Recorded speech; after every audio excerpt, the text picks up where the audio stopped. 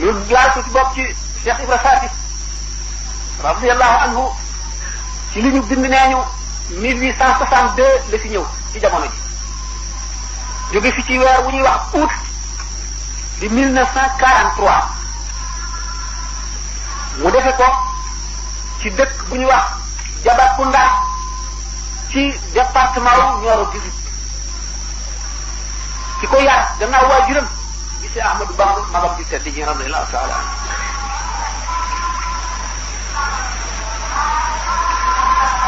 mu di ko xëroon ci moom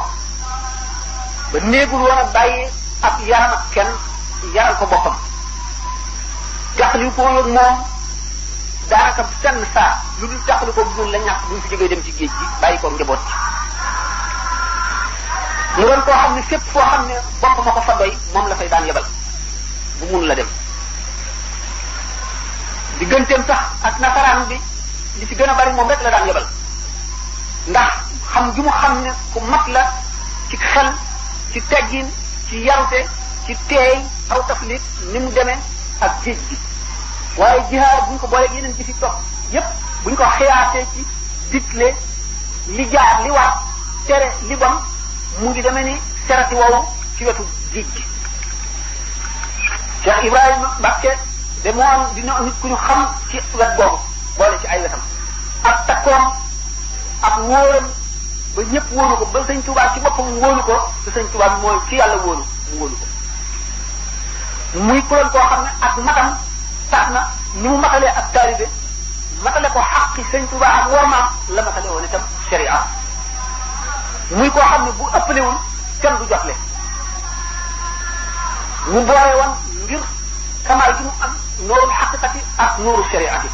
nee ñu alkaamilu man laa yusuf nuuru maarifatihi nuura wariihi Cheikh Ahmadou Bamba ñi daje woon ak moom topp ko dañoo bari waaye Cheikh Ahmadou Bamba du lawbe bi yett këll yi yàlla mooy lawbe bi yett këll yi dañ koo sant mu feesal ndab yi rek ndax lu nekk la ci xaj la cay def ñi nga xam ne leeru sharia mënuñu ko boole di leeru xaqiqa mu seet la leen gën a sawee mu feesal leen ak boobu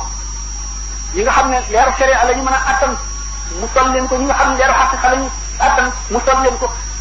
ñi attan leeru sharia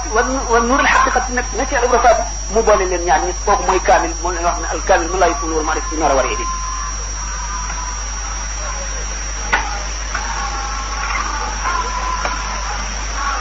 góor yàlla nag bala ñu koy nag ca àndaar ju mat ja day boole sharia ak xaqiqa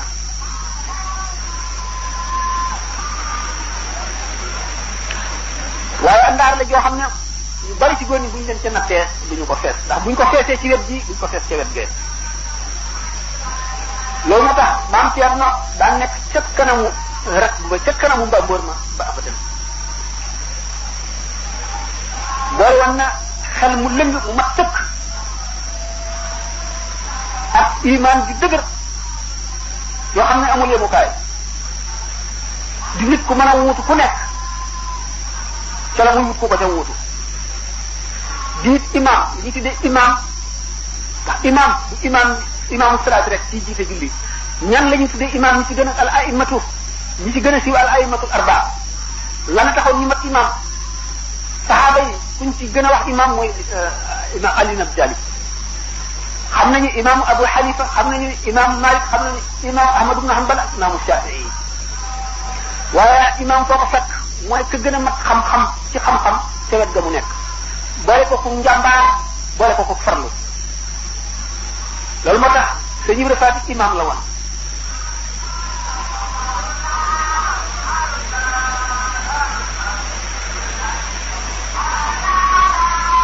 boole na sharia ak xaqiqa te xaqiqa du lor sharia du lor xaqiqa